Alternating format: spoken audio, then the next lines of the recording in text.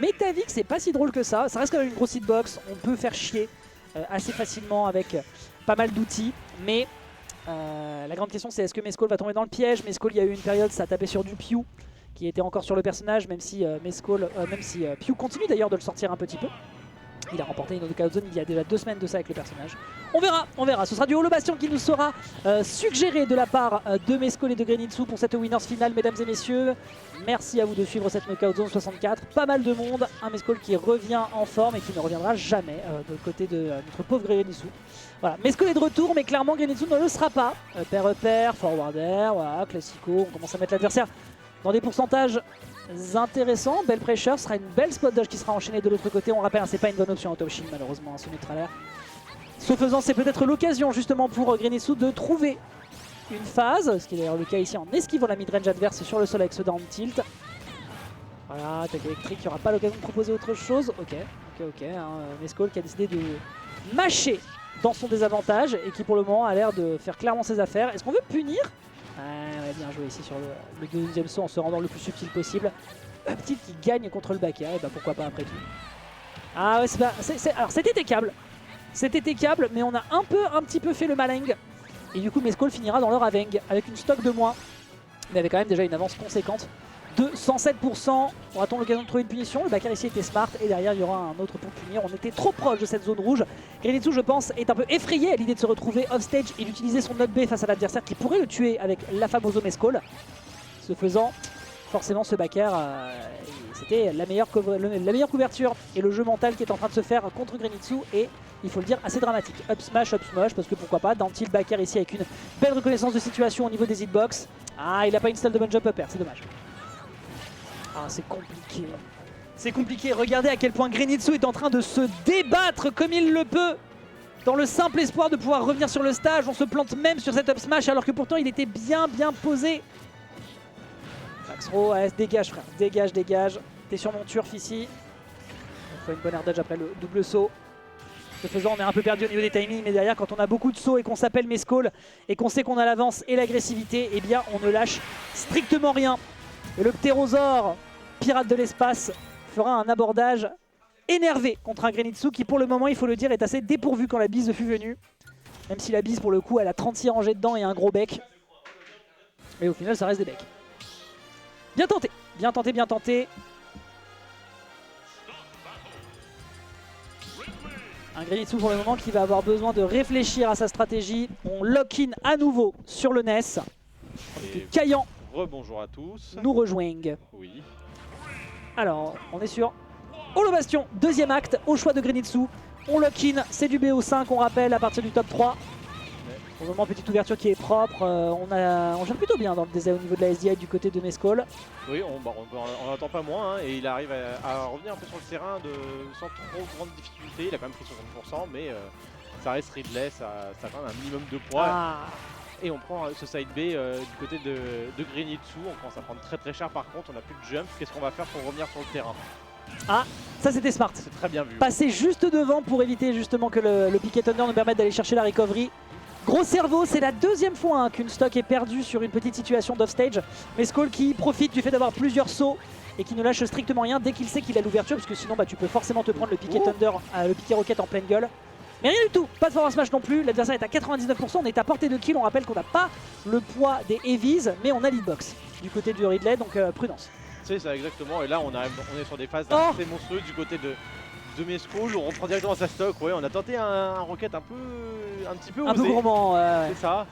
On revient, on essaie d'avoir un Revenge Shield, mais on a quand même 2 stocks de retard. Il faut éviter un maximum de prendre encore plus de retard qu'actuellement. Ça va être déjà très compliqué de revenir à une stock even.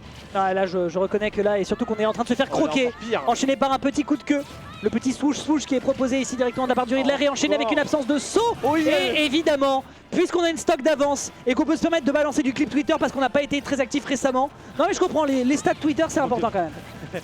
Manque de visibilité, il faut rattraper. Ah ouais non clairement. C'est ça. Non je suis désolé. Là, on arrive à avoir une bonne escale. Oui, on va pouvoir bounce. Bah, oh non, Grenitsu il a fait trop tôt. Grenitsu, tu sais c'est vraiment le community manager d'Azura qui lui a fait frère on t'a pas vu récemment. S'il te plaît. Tente un petit truc juste pour la beauté du geste. Mais c'est dommage parce qu'on a un potentiel de comeback de fou là. Mais Bah ouais, qui aurait cru qu'un ptérosaure roi des pirates pouvait se prendre juste une petite grolle taille 37 et se faire envoyer en dehors du stage. Bon bah tant pis. Hein. C'est con, et Grenitsu donc se retrouve en 2-0 sur ce premier BO5 de la soirée, mesdames et messieurs. Est-ce qu'on partirait pas sur Sonic? Question mark? Je suis pas convaincu. Je suis pas convaincu non plus parce que là, au vu du calibre de Mescol et de ses connaissances, on part quand même sur Sonic. Le call-out de ma carrière. C'est bien vu. Après bon, c'est cette situation. En vrai c'est un sacré pari. C'est un sacré pari, sachant que quand même, malgré tout, il avait eu une bonne phase là. Il enchaînait une bonne phase. Il sortait d'un. C'est juste qu'il s'est SD malheureusement, mais en réalité il se débrouillait très bien. Et en plus sur un terrain qui est quand même pas très large. Ouais. Après, cela dit, ça veut dire que tu vas pouvoir souvent mettre de la pressure contre Mescol parce que on a l'avantage d'avoir des 10 joints et d'avoir une mid-range qui est quand même très solide du côté de Ridley. Donc avec un Mescol qui connaît ses timings et qui connaît ses punishes, ça pourrait être violent. Mais force est de constater que si le terrain est vite resserré, tu vas devoir beaucoup réfléchir à beaucoup d'interactions vite. Oui. Par contre, ça veut aussi dire que si tu fais le cake avec du down B et du side B à tout va comme le fait Grenitsu, ça veut dire que tu es souvent off stage très rapidement si l'adversaire a ses timings. Notamment avec ici cette petite punition entière. Mais là, on arrive quand même à mettre un peu de distance. On trouve quand même quelques petites phases d'avantage. C'est pas énorme. Là, on arrive quand même à prendre un bon combo. On arrive à prendre le lead. Il faut voir comment on va jouer maintenant dans les phases neutrales. Est-ce qu'on va prendre un peu plus de distance? Oui, c'est ce qu'on fait du côté de Grenitsu. Mais malgré tout, ça reste toujours compliqué d'être face à un Mescol qui est toujours prêt à te foncer dessus et à te punir chaque micro-space raté, etc. Après j'aime beaucoup, le Bifi qui était tenté. Ouais. J'aime beaucoup la stratégie par contre, il est mort 100%. Ouais, désolé. Gros down smash, y'a pas à chercher. Désolé mon mignon, mais tu vas retourner immédiatement avec les potines animaux que Eggman a bien balancé dans des containers. Ah bah oui, mais par contre le push que propose ce forward smash est bien évidemment réenché derrière. T'auras beau avoir le bout des intangibles, tu ne pourras rien en faire. Fantastic Revenge Kill qui était salvateur du côté de Grenitsu. Il a réussi à trouver du lead tout à l'heure, il faut le consolider, c'est important. Exactement. Et là, on commence à prendre quelques phases un peu comme la game d'avant, et j'imagine celle de la game 1 également. Okay. Mais on arrive quand même à contrer les... Oh non, il y allait. C'est pas vrai. Et du coup, il est mal. Ok, ça va. Ça va. Attends. Là, faut mix up. Ouais, c'est bon, c'est bien. La même rythme. Il est vraiment, C'était osé. C'est osé, mais aussi Mescol lui laisse vraiment aucun répit, il lui laisse pas le temps de revenir, il lui laisse aucun moyen de potentiellement essayer de respirer. Ouais. On le lâche pas, voilà, encore une fois, une F-throw. Alors que pourtant, du côté de Grenitsu, je pense que justement le fait de partir sur Sonic lui permet d'abuser. Ouais, par contre, c'était intéressant, il a voulu voir la réaction pour aller chercher peut-être un forwarder en frame trap, mais non, le forwarder de l'autre côté qui va lui dire non, mon ami, tu dégages. Coup de sur indirectement dans les côtes, est-ce que le hérisson peut revenir? Tout à fait, ce sera un fantastique reverse up B back air qui fonctionne très bien. Et on a derrière un très bon forward smash qui est enchaîné. Pour l'instant, le pari de Sonic marche très bien du côté de Grenitsu. Pas de revenge kill, attention.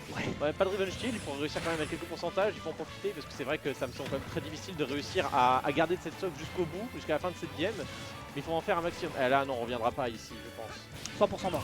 On aurait peut-être tenté un neutral B, mais je pense que Mescol ne serait pas laissé faire. Oui, je suis d'accord. Ok. J'aime tellement, maintenant que j'ai entendu et que j'ai conscientisé le fait qu'il y avait un bruit pour la queue de Ridley sur le down tilt, je suis trop fan. Non, il meurt pas là-dessus. Non, il meurt pas, mais ça fait un peu peur. Hein. Ok, très bon délai, c'était important. Le backer qui est réenchaîné, c'est un reverse, ça pourrait être l'occasion de justement se rattraper. Merveilleusement, on passe dans le dos, le forwarder aurait pu mettre l'adversaire dans une situation d'autant plus délicate. Mais pour le moment, on ne lâche rien côté Grenitsu et tu le disais, le Sonic semble être la bonne recette.